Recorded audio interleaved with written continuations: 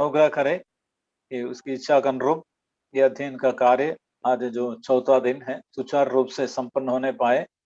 मेरे यहाँ से भी जो इंटरनेट की सुविधा है वो बराबर काम करने पाए और सब लोगों को भी सुनने का अनुग्रह मिले। परमेश्वर का आत्मा हमारे हृदयों को उभारे ताकि जीवित वचन का जो सत्य शिक्षा है वो हम सब मिलकर सीखने के लिए प्रभु हमारी सहायता करे। पिछले 3 दिन में हमने प्रभु यीशु मसीह के व्यक्तित्व के प्रभाव और पहचान को सीखने के लिए कोशिश कर रहे थे। पहले दिन हमने काना में प्रभु यीशु मसीह ने जो आश्चर्य कर्म किया था, चिन्ह, उसके बारे में हमने सीखा था। प्रभु यीशु मसीह अपने ईश्वरत्व के अधिकार को प्रयोग किया।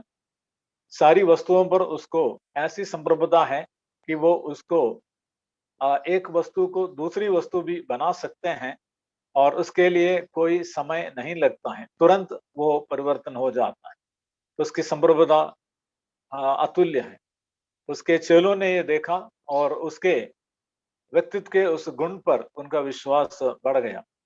फिर हमने दूसरी घटना को देखा। एक राज कर्मचारी का पुत्र यीशु मसीह जहां था वहां से लगभग 50 किलोमीटर दूरी पर उसका बेटा इतना बीमार था कि मरने पर था और उसके आग्रह था कि यीशु मसीह उसके साथ चलकर उसको चंगा करे।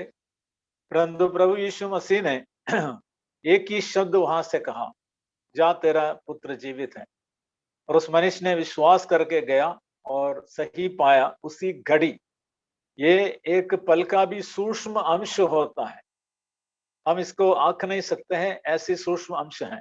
तुरंत वो बेटा इतने दूरी पर चंगा हो गया। परमेश्वर अपने वचन को भेजकर आज भी अद्भुत काम करता है। प्रभु यीशु मसीह वचन देहधारी होकर हमारे मध्य में आया और डेरा किया था और उस सामर्थ्य को हमने देखा। ना सिर्फ उस व्यक्ति ने परंतु उसके सारे घराने ने उस जीवित प्रभु यीशु मसीह पर, जिसमें ईश्वरत्व की परिपूर्णता है, विश्वास किया। और हमने तीसरी घटना को भी कल अध्ययन किए थे। उस तीसरी घटना में भी हमने देखा कि किस प्रकार प्रभु ने 38 वर्ष से बीमार होकर एक व्यक्ति जो काट पर पड़ा था उसको उसने कैसा स्वस्थ और अच्छा किया। और वो भी इस प्रकार तुरंत की बात है, उसके मुंह से वाणी निकली, वो खड़ा हो गया, काट उठाकर चलने फिरने लग गए। और उस समय प्रभु रुका नहीं, उसके लिए प्रभु आगे बढ़ गया था, बाद में मिला और उसको चेतावनी भी दिया था, फिर से पाप मत कर। कोई वैद्य ऐसा नहीं कहता है, वह अपने ईश्वरत्व के उस पहचान को दे रहा था। पहले तुरंत की चंगाई, जबकि उसके 38 वर्ष के साथ नहीं हुआ था, तुरंत हो गया। वह बीमारों को चंगा करने वाला है। यहोवा तो जो चंगा करने वाला वही सामर्थ रखने वाला है। और दूसरा, वह मनुष्य की हर दशा को जानते हैं। उस आदमी की सारी दशा जानकर उसके पास गया था और उसके आंतरिक दशा भी जानता है। प्रभु को किसी की गवाही की आवश्यकता नहीं है, मन की मतियों को भी जानता है, हमारी पूरी दशा, परिस्थिति, अवस्था को वो पहचानता है और वह अपनी महिमा के लिए कार्य करता है। हमने पहले देखा था, वस्तु पर उसका अधिकार है, बदल सकता है। दूरी पर उसकी कोई बाधा नहीं है, कितनी भी दूरी हो पहुंच जाते हैं उसके वचन। और तीसरा हमने देखा, काल, समय, वर्ष, उसके लिए कोई बाधा नहीं है। प्रभु सभी के ऊपर संप्रभुता रखता है। आज हम पढ़ते हैं बहुत ही परिचित एक घटना है। 5 रोटी और 2 मछलियों से 5000 पुरुषों को वो तृप्त करता है। आइए हम यूहन्ना रचित सुसमाचार 6वां अध्याय इसके 1 से लेकर उसके 14 तक के आयतों को पढ़ते हैं। कृपया आप में से कोई पढ़कर मदद करिए। यूहन्ना 6 का 1 से लेकर 14। इन बातों के बाद यीशु गलील की झील अर्थात तिबिरियास की झील के पास गया और एक बड़ी भीड़ उसके पीछे हो ली, क्योंकि जो आश्चर्य कर्म वह बीमारों पर दिखाता था वे उनको देखते थे। तब यीशु पहाड़ पर चढ़कर अपने चेलों के साथ वहां बैठा और यहूदियों के फसह का पर्व निकट था। तब यीशु ने अपनी आंखें उठाकर एक बड़ी भीड़ को अपने पास आते देखा और फिलिप्पुस से कहा कि हम इनके भोजन के लिए कहां से रोटी मोल लाएं। परंतु उसने यह बात उसे परखने के लिए कही, क्योंकि वह आप जानता था कि मैं क्या करूंगा। फिलिप्पुस ने उसको उत्तर दिया कि 200 दिनार की रोटी उनके लिए पूरी भी ना होगी, और उनमें से हर एक को थोड़ी थोड़ी मिल जाए। उसके चेलों में से शिमोन पतरस के भाई अंद्रियास ने उससे कहा, यहाँ एक लड़का है जिसके पास जव की 5 रोटी और 2 मछलियां हैं, परंतु इतने लोगों के लिए वे क्या हैं? यीशु ने कहा कि लोगों को बैठा दो। उस जगह बहुत घास थी। तब वे लोग, जो गिनती में लगभग 5,000 के थे, बैठ गए। तब यीशु ने रोटियां ली और धन्यवाद करके बैठने वालों को बांट दी, और वैसे ही मछलियों में से जितनी वे चाहते थे बांट दिया। जब वे खाकर तृप्त हो गए तो उसने अपने चेलों से कहा कि बचे हुए टुकड़े बटोर लो कि कुछ फेंका ना जाए। सो उन्होंने बटोरा, और जबकि 5 रोटियों के टुकड़े जो खाने वालों से बच रह गए थे, उनकी 12 टोकरियां भरी। तब जो आश्चर्य कर्म उसने कर दिखाया, उसे वे लोग देखकर कहने लगे कि वह भविष्यवक्ता जो जगत में आने वाला था, निश्चय यही है। धन्यवाद। इस वचन को पढ़े जाने से प्रभु परमेश्वर हमें अपनी आशीषें दे। ये कितने खूबसूरत एक घटना है, बहुत ही सरल साधारण सी एक घटना है जैसे हम समझते हैं, परंतु इसमें ईश्वरीय सामर्थ्य के बहुत ही अच्छा एक प्रकटीकरण है। हम इस बात को सीखेंगे। हम पिछले दिन देख रहे थे यरूशलेम में यीशु मसीह का एक विशेष पर्व के समय में, और उस पर्व के बाद वो लौट आया, कहाँ? गलील प्रदेश में लौट आया, तिबिरियास के किनारे लौट आया, जहां वो अक्सर कार्य करता था, क्योंकि यहूदा प्रदेश में उसको अक्सर विरोध को सामना करना पड़ रहा था। वो भाग नहीं रहा था, परंतु उसके लिए अवश्य था वो इस जगह पर आकर भी कार्य करे। जैसे कि गलील के इस प्रदेश में आया, तिबिरियास की झील यानी गलील की झील 2 किनारों को बताता है। जैसे कि वहां पर आया, बहुत ही बड़ी भीड़ वहां पर इकट्ठी हो गई और वे उसके पीछे लग गए।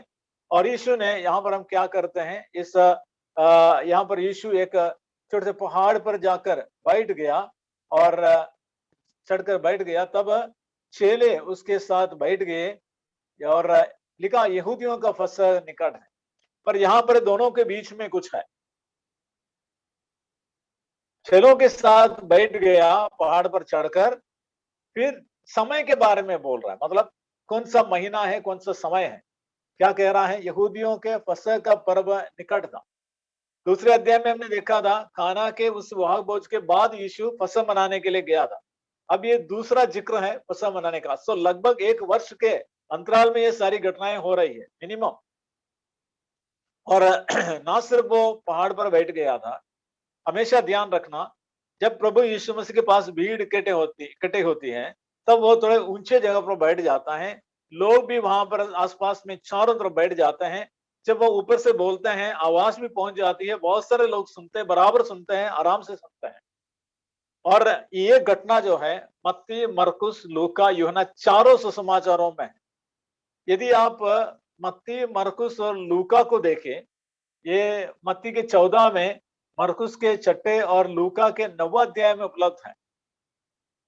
वहां पर एक जगह लिखा है कि उसने ना केवल उनके बीमारों को चंगा किया और बहुत सी बातें उनको सिखाए। सो यीशु मसीह ना सिर्फ उनके भौतिक बातों के लिए ध्यान देता था, प्रबलताओं को दूर करता था, परंतु उनको बहुत सी बातों से सिखाए। मतलब समय बीत गए बहुत। यीशु मसीह की आदत अगर देखे तो प्रभात में जल्दी वो उठकर प्रार्थना करके तैयार होता था, और उनके चेले भी साथ मिलकर वो यात्रा शुरू करते थे, नगर नगर गांव गांव घूमकर प्रचार करते थे। अब भीड़ इकट्ठी हो गई, उनको एक जगह रख करके वो प्रचार किया। समय काफी बढ़ गया। और यहाँ पर दिन का कौन सा पहर है यहाँ पर नहीं बताया यूहन्ना में, पर तीनों में, मत्ती, मरकुस, लूका में बताया है कि दिन ढलने लग गए। तो यहूदियों के हिसाब से दिन ढलने लग गए, मतलब दिन के समय दोपहर के पश्चात के 3 बजे के ऊपर जाने लग गए, चौथा पहर शुरू हो गया। तब चेलों ने जाकर, वहां पर लिखा है, चेलों ने जाकर यीशु मसीह से कहा कि भीड़ को विदा कर लो, क्योंकि अंधेरा हो रहा है, यहाँ पर व्यवस्थाएं नहीं है, वो अपने अपने स्थान को जाए, आसपास के गांवों में जाए। पर यहाँ पर हम क्या पढ़ते हैं, यूहन्ना जब लिखता है, चारों सुसमाचारकों ने अपने दृष्टिकोण से जैसे पवित्र आत्मा ने उभारा इस वचन को लिख के दिया है। यहाँ यूहन्ना रे सुसमाचार से हम पढ़ने के पीछे एक विशेष कारण है, क्योंकि यहाँ पर 6 पद का बहुत ध्यान रखने की आवश्यकता है।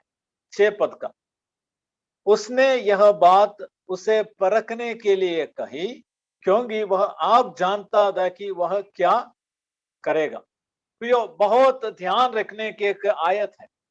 इस घटना के संदर्भ में चारों सुसमाचारों में है, एक ही घटना है, उसमें प्रभु यीशु मसीह के मकसद को देखता है। इसका मकसद का पहला भाग है, वह अपने चेलों को परखना चाहता है, उनके विश्वास को परखना चाहता है, उनके भरोसा उस पर कितना है वो परखना चाहता है, और अपने चेलों को उसकी पहचान कितनी है वो परखना चाहता है।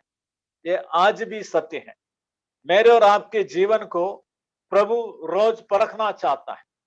याकूब कहते हैं अपनी पत्री में, धन्य है वह मनुष्य जो परीक्षा में स्थिर रहता है, वो खरा निकलकर उस मुकुट को पाएगा जो उसके लिए रखा है। सो परख हमारे लिए एक प्रतिदिन की बात है जो परमेश्वर ने ठहराया है। हमारे विश्वास का परख हमें सिद्ध करने के लिए है, खरा निकलने के लिए, हमारे असलियत को पहचानने के लिए है। सो बहुत ध्यान रखना। इतना नहीं, 7वें वहां पर लिखा है कि वह जानता था आप क्या करने पर है। सो यीशु मसीह कभी समस्याओं के सामने बिफरने वाला नहीं है, क्योंकि वो जीवित परमेश्वर है। उसी ने ही सारी सृष्टि को रचा है, उसी ने इसको संभाला है। भोर को, प्रति भोर को उसकी दया नहीं होती जाती है, सारी व्यवस्था वही संभालता है। तो वो प्रभु यीशु मसीह हमारे जीवन में भी, आपके जीवन में, मेरे जीवन में, उसके पास आने वालों के जीवन में उसको क्या करना है वो जानता है। वो कितने अद्भुत रीति से सारी सृष्टि को संभाल के रखा, हमें बनाया है, अद्भुत रीति से बनाया है, आश्चर्यजनक रीति से बनाया है, संभाला है। तो वो प्रभु यीशु मसीह यहाँ पर एक समस्या का सामना करने के लिए अपने चेलों को सिखा रहा था। हम इसके 5 पद को पढ़ते हैं, यही इसका क्रम है। जब यीशु ने अपनी आंखें उठाकर एक बड़ी भीड़ को अपने पास आते देखा, तो फिलिप्पुस से कहा, अब इसके बीच की घटना भी है। जैसे कि मैंने कहा, भीड़ आई, बिठाया, शिक्षा भी दी, समय बहुत बढ़ गया, 6 घंटे 7 घंटे वो लोग बैठ गए साथ में, और उनका दिन ढलने लग गए, पेट में भूख मारने लग गए। तब फिलिप्पुस से कहा, या चेले भी साथ में थे, हम इनके भोजन के लिए कहां से रोटी मोल लाए, हम इनके भोजन के लिए कहां से रोटी मोल लाए। प्रभु यीशु मसीह ही समस्या उनके सामने रखते हैं, सवाल करते हैं प्रभु यीशु मसीह। तब मत्ती, मरकुस, लूका में चेले बहुत तुरंत जवाब देते हैं। इतनी बड़ी भीड़ को, यहाँ पर सिर्फ 5000 पुरुष का लिखा है गिनती, पुरुष के साथ जो बाल बच्चे आए थे, तो मिनिमम तो गिनना चाहिए 15,000, लगभग 20,000 भी हो सकते हैं। एकाएक है, एकाएक कोई अगर हमारे घर में आए, 1 जने, 2 जने, 3 जने, तो हम जैसे तैसे इंतजाम करते हैं। मान लीजिए 100 जने आ गए, तो भी हम हाथ खड़ा करने के लिए तैयार हो जाता है। अभी यहाँ पर 10-15,000 के लोग हैं, भीड़ है। तो चेलों ने क्या बोला, बड़ी बुद्धिमानी से कहा, मत्ती, मरकुस, लूका में देखो, उन्होंने कहा, हे प्रभु आप उन्हें विदा करिए, आप इन्हें विदा करिए, ये जंगली जगह है, यहाँ पर कुछ भी नहीं मिलेगा, आसपास के गांवों में जाकर वे इसके लिए व्यवस्था करें, और हम जानते हैं हम आपके साथ रहेंगे, ये लोगों को विदा कर लो। कैसे? समस्या को नजरअंदाज करना, इसको मानसिक तरीके से कैसे दूर करना, लोगों को विदा करो। अब क्या समस्या है, खुद ही आए लोग, हमने निमंत्रण नहीं दिया, वे अपने आप आए थे, अभी अपने आप उनको जाने दो। मनुष्य की दृष्टि में वही है। कितने बार हम भी, हमारे पास कुछ समस्या को लेकर आने वाले संगी भाई बहन को, अन्य हमारे मित्र को, जान पहचान वाले को, हम तो कुछ ना कुछ तर्क निकालकर निपटाने के लिए कोशिश करते हैं, पर प्रभु ने वहां पर छोड़ना नहीं चाहा। यहाँ पर व्यक्तिगत रूप से देखो तो फिलिप्पुस से कह रहा है, फिलिप्पुस ही पास में था, और फिलिप्पुस ने उत्तर दिया। फिलिप्पुस 7 में 7वें पद में फिलिपुस, उसका दूसरा मनुष्य के दूसरा जो प्रतिक्रिया है, फिलिपुस ने उसको उत्तर दिया, 200 दीनार की रोटी भी उनके लिए पूरी ना होगी कि उनमें से हर एक को थोड़ी थोड़ी मिल जाए। चेलों के पास जब कुछ लोग उनको दान दक्षिणा देते थे, पैसा थे, हम अक्सर पढ़ते हैं बटुआ यहूदा इस्करियोती के पास था। हमें मालूम नहीं, 2 जने इसके अकाउंट करते थे। फिलिपुस को मालूम तो इतना होना चाहिए, वो लेखा जोखा रखने वाला, बटुआ रखने वाला यहूदा इस्करियोती, हमें पता नहीं, पर ये लिखा नहीं है, मैं कह रहा हूं देखो। पर फिलिपुस को मालूम था उनके पास 200 दीनार है। 200 दीनार मतलब 200 दिन के पगार, 200 दिन के मजदूरी इनके पास है। एक मनुष्य के लिए देखे तो काफी धन है, पर ये इतनी बड़ी भीड़ के सामने कहते हैं थोड़ी थोड़ी भी मिल जाना मुश्किल है। यदि हमको आसपास में दौड़कर जाके इतनी रोटी मिल जाए तुरंत, तो भी उनको पेट भर के देना, मानो थोड़ी थोड़ी भी पहुंचाना मुमकिन नहीं है।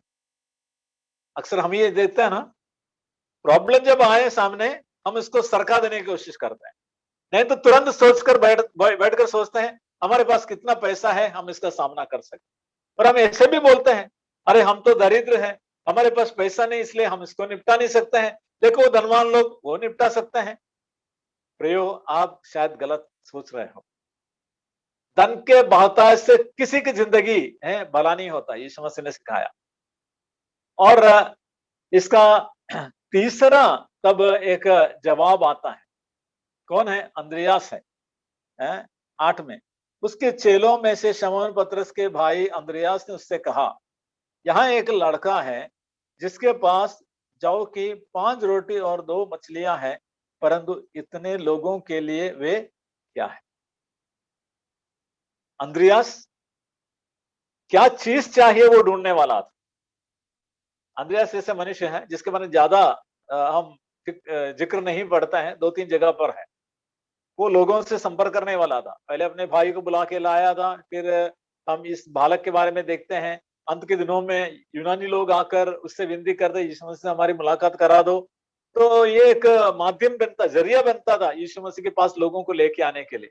अब अंद्रियास जो है बड़ी बड़ी बातों को नहीं सोचा, कैसे लोगों को विदा करेंगे, उनको भगा देंगे, हमको पता नहीं है, हमारे पास तो पैसा इतना भी नहीं है, वो सोच भी नहीं।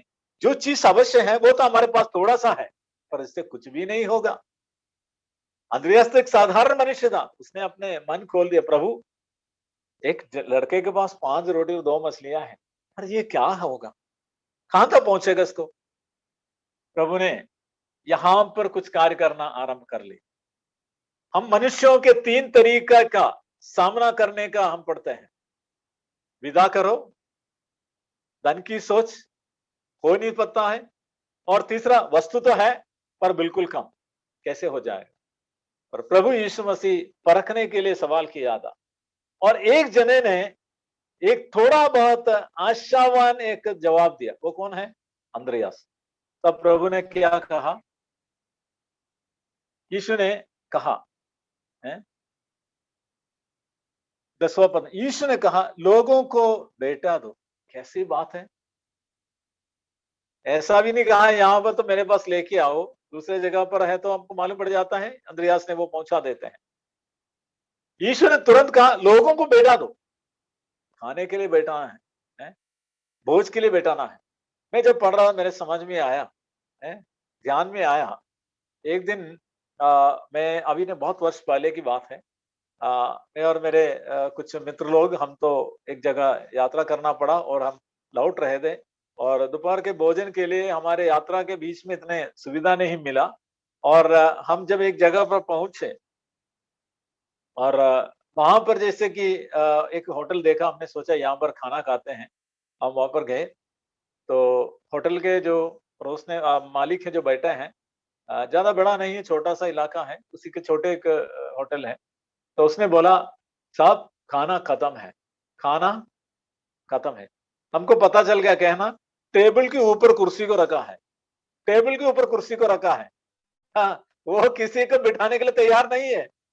तो फिर हमने बोला अरे भैया, तो हम तो बिल्कुल ही परेशान हो गए, बहुत दूर से हम आ रहे तो उसने क्या बोला, सब्जी नहीं है थोड़ा सा परोठा पड़ा है, मैं आपके लिए चाय बनाऊंगा, शायद आप खाए तो इसके साथ खाओ। तो हमने बोला अरे बढ़िया बात, हम खा लेंगे भाई, आप वो परोठा निकालो, थोड़ा सा चाय पिला दो, हम खाएंगे। मतलब हमने उस समय थोड़ा सा इंतजाम करके खा लिया, छोटी मोटी। यहाँ पर क्या है, इतनी सारी भीड़ और प्रभु कह रहा है बिठा दो ना लोगों को, 100 के पाती में, 50 पाती में बिठा दो। और यहाँ पर हम क्या देखता है, लोगों को बैठा दो, उस जगह बहुत घास दी, तब लोग जिनमें पुरुषों की संख्या लगभग 5000 के बैठ गए। लोग सुनते ही बैठ गए, लोग सुनते ही बैठ गए, इसको बिठाने की कोई आवश्यकता, सुनते ही बैठ गए। तब क्या हो गया, यहाँ पढ़ते हैं कि तब यीशु ने रोटियां ली और धन्यवाद करके बैठने वालों को बांट दी, और वैसे ही मछलियों में से जितनी वे चाहते थे बांट दिया। जब वे खाकर तृप्त हो गए तो उसने अपने चेलों से कहा, बचे हुए टुकड़े बटोर लो कि कुछ फेंका ना जाए। कितने जल्दी इंतजाम हो रहा है। यीशु के पास ये पहुंची थी रोटियां मछली भी, बिठा दिया लोगों को, लोग बैठ गए। यीशु मसीह ने रोटी ली और धन्यवाद करके, हम अन्य प्रसंगों में पढ़ते हैं कि वो ऊपर की ओर देखा, आकाश की ओर, स्वर्ग की ओर देखकर धन्यवाद करके तोड़ के दिया। यीशु मसीह ईश्वरत्व की पहचान रखने वाला है, परिपूर्णता रखने वाला है। तो भी जब यीशु मसीह पृथ्वी पर था, वह परमेश्वर पिता की इच्छा के अनुसार कार्य करता था, परमेश्वर पिता को तवज्जो देता था, परमेश्वर पिता से पूछ कर करता था, जो काम परमेश्वर पिता दिखाता वही काम करता था। यीशु मसीह कभी भी पिता की अनुमति के बिना कुछ भी नहीं करता था। वो पिता परमेश्वर को, जो सारे जगत के प्राणी को अन्न देने वाला है, उससे ही आशीष मांगी। आपको मालूम है, यहाँ पर 5 रोटी से 5000 को खिलाना आसान बात नहीं है, बढ़ती अवश्य है। वचन संहिता में पढ़ते हैं, बढ़ती ना पूरब से, ना पश्चिम से, ना दक्षिण से, पर आते हैं कहां से, फिर परमेश्वर की ओर से आता है। सो बढ़ती देने वाला परमेश्वर है। पहला कुरिन्थियों 3 अध्याय में प्रेरित पौलुस ने कहा, हम तो बोते हैं, कोई कोई सींचता है, पर बढ़ाने वाला परमेश्वर है। प्रभु यीशु मसीह अच्छी तरह जानते हैं, वो सर्वाधिकार ईश्वरत्व का है, परमेश्वर पिता के पास है, वो अनुग्रह देता है बढ़ाने का। सो उसने उसकी ओर देखा और धन्यवाद दिया। फिर इस प्रकार प्रभु यीशु मसीह ने जब धन्यवाद करके तोड़ तोड़ के दिया, कैसे हो रहा था हमको पता नहीं है, पर रोटी ही दे रहा था, वही वस्तु को बढ़ा रहा था। पहले हमने क्या पढ़ा था, वस्तु के प्रतिकार में एक वस्तु को दूसरे वस्तु में, पानी को दाखरस में बदला था। अभी वही रोटी को बढ़ा रहा है। ये कोई मंत्र तंत्र नहीं है, क्योंकि लिखा है लोग खाकर तृप्त हो गए। ये हवा नहीं खा रहे थे, ये रोटी खा रहे, जब की रोटी खा रहे थे। इतना नहीं, साथ में मछलियां भी दे रहे थे। मछली लोगों ने भरपूर खाया, रोटी भी उनके लिए बहुत दे दिया। फिर मछली के जिक्र भी नहीं कितने बच गए, पूरा पूरा सब लोग खा के तृप्त हो गए। तो मछली से इतनी सारी भीड़ को खिलाना है, देखो पके हुए तैयार हुए खाने को बढ़ाना। जब मैं इसको देखा समझ में आया, बड़े बड़े विवाह के आयोजन करते हैं, मेरे भी बच्चों की आयोजन करना पड़ा, तो हम हलवाई को लगाए थे। हलवाई ने क्या बोला, अगर आप 300 का ऑर्डर देता है, 30 लोगों को भी हम खिलाएंगे, 300 में 10% को भी हम आगे बढ़ा देंगे, इसके आगे हम हाथ खड़ा कर देंगे सब। प्रियो, मनुष्य के हैसियत इतना ही है, परंतु परमेश्वर के पास असीमित है। वो अनगणित रीति से, अनगणित गुना इसको बढ़ा दिया है प्रभु यीशु मसीह ने, और लोग खाकर तृप्त हो गए हैं। प्रियो, ये कितने अद्भुत बात है। और यीशु मसीह कितना ध्यान रखने वाला है। भोजन वस्तु को बटोर लो, इसको वेस्ट मत करना, इसको बेकार नहीं जाने देना है। और चेलों ने इसको बटोर लिया, कितने 12 टोकरियां भर ली, 12 टोकरियां भर ली। 12 टोकरियों में एक एक में एक एक टुकड़ा नहीं है, भर ली। कितने और लोगों को खिलाने के लिए वो बाकी बचा हुआ था। प्रभु यीशु मसीह बहुत अच्छा प्रबंध करने वाला है। वो जानता है क्या करना है, और ठीक रीति से इसको वो धरातल पर लागू भी कर लेते हैं, और वह परखने वाला भी है। यहाँ पर हम देखते हैं कैसे अपने ईश्वरत्व को, पहचान को उसने प्रकट कर लिया है। हम एक दो आयत को पढ़ते हैं, आप कृपया मेरे साथ उसको पढ़ने में सहायता करिए। भजन संहिता 147 का 9 पढ़िए। भजन संहिता 147 का 9। वह पशुओं को और कौवों के बच्चों को जो पुकारते हैं आहार देता है। बहुत धन्यवाद। देखो, परमेश्वर की एक पहचान है, वह पशुओं को और कौवे के बच्चों को जो पुकारते हैं, आहार देता है। आप जानते हैं पशु क्या खाते हैं?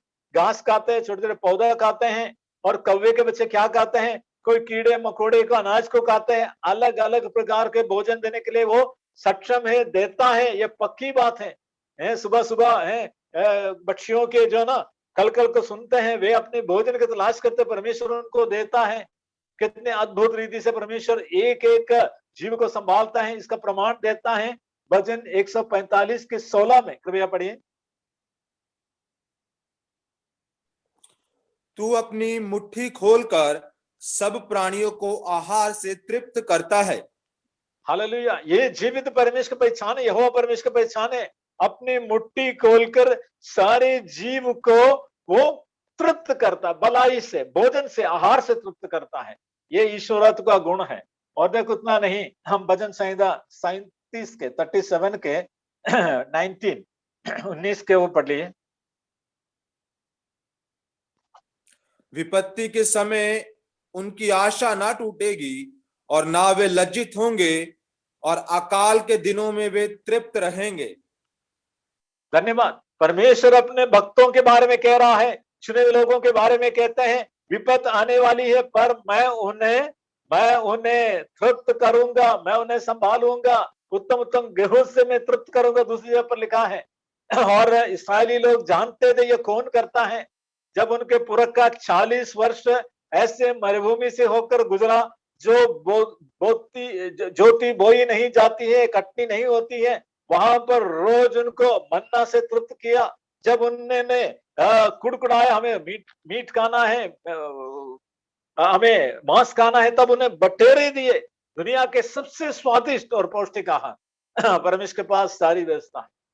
प्रभु यीशु मसीह ने अपने ईश्वरत्व का पहचान को खर दिखाया। मनुष्य के बुनियादी आवश्यकता, रोटी, 3 वक्त की है रोटी है, इसको भी प्रभु संभालता है, जानता है उस परिस्थिति को कैसे संभालना है। जो हमारा परमेश्वर पालनहार परमेश्वर है। और प्रभु यीशु मसीह वही प्रकट कर दिया, मैं तुम्हारा पालनहार हूं, मैं तुम्हारी समस्या को जानता हूं, तुम्हारे पेट भरने को मैं जानता हूं, आपको कैसे करना है मैं जानता हूं। ये हमारे जीवन में फर्क आ सकता है, विश्वासी के जीवन में ये फर्क आ सकता है। अगले जो वक्त की रोटी कहां से है? हमारा प्रभु देने वाला है। कितने विश्वासियों ने इसको अनुभव किया है, विश्वास के द्वारा उन्होंने इसको हासिल किया है। प्रियो, पुराना नियम के अनेक घटनाएं हैं। हम जानते हैं एलिया को कैसे परमेश्वर ने संभाला है, कौवे से रोटी और मांस खिलाया। प्रियो, परमेश्वर जानता है।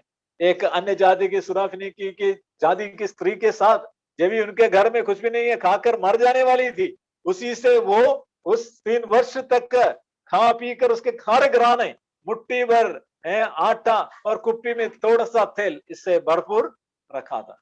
हमारा परमेश्वर महान है। प्रभु यीशु मसीह इससे कम नहीं, वो बराबर है। वो जीवित परमेश्वर है, ईश्वरत्व की परिपूर्णता है, वो पालनहार परमेश्वर है। हमें हर प्रकार से शरीर के, आत्मा के, मन के हर आवश्यकता को वो भरपूर पूरा करने वाला है।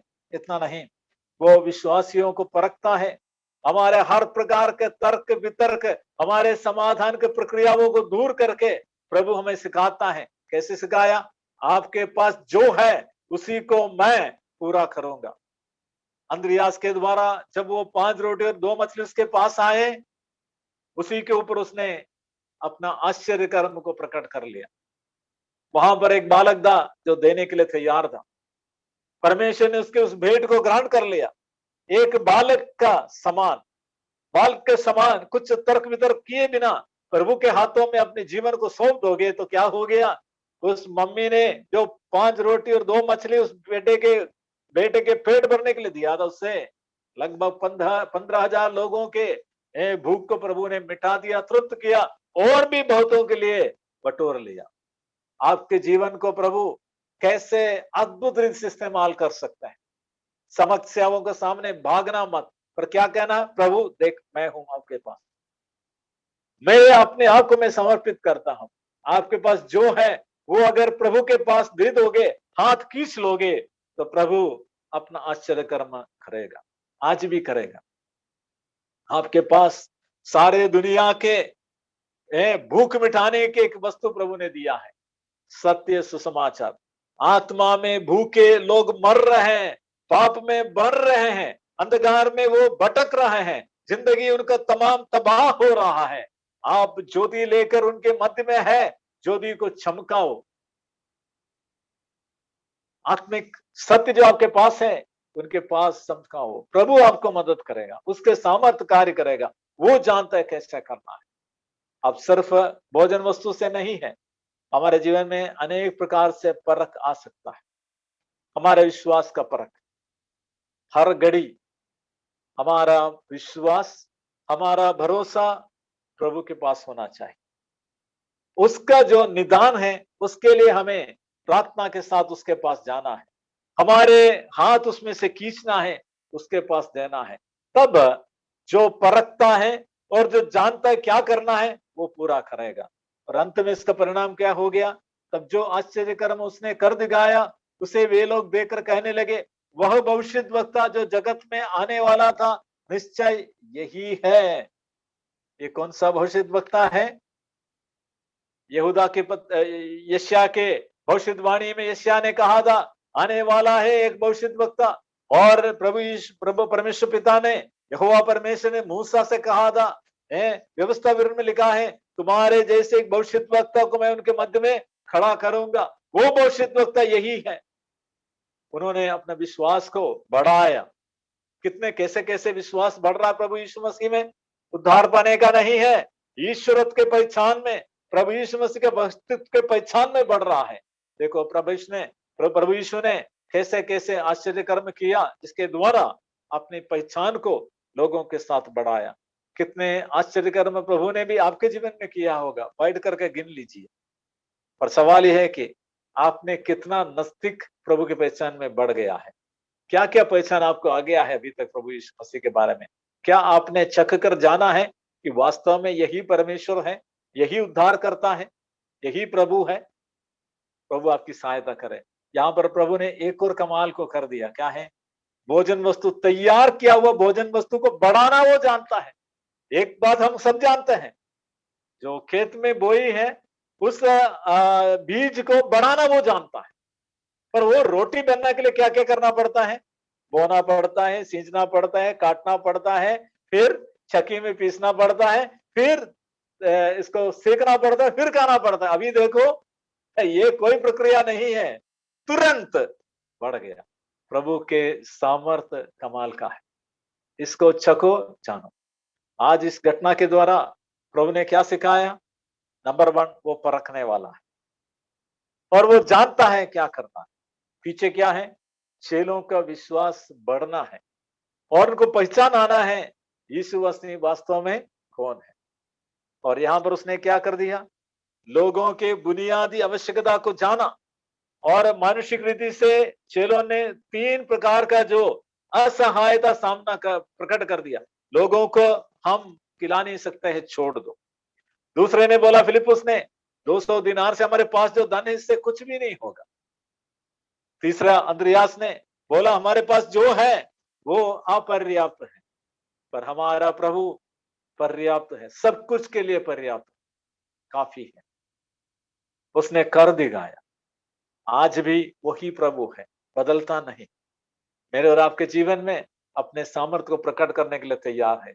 ये वचन प्रभु के सामर्थ्य, उसके पहचान में बढ़ने के लिए हमारी सहायता करे। यह घटना इतना नहीं, हमारे जीवन को परखने के लिए, प्रतिदिन उसके उस परिपूर्णता को जानने के लिए, हमारे जीवन में प्रभु अपने आश्चर्य कर्मों को करने के लिए, हमारे द्वारा बहुतों तक उसकी आशीषों को पहुंचाने के लिए हमारे जीवन को उस बालक के समान हम समर्पित करें। प्रभु उस पर मुझे और आपको आशीष दे।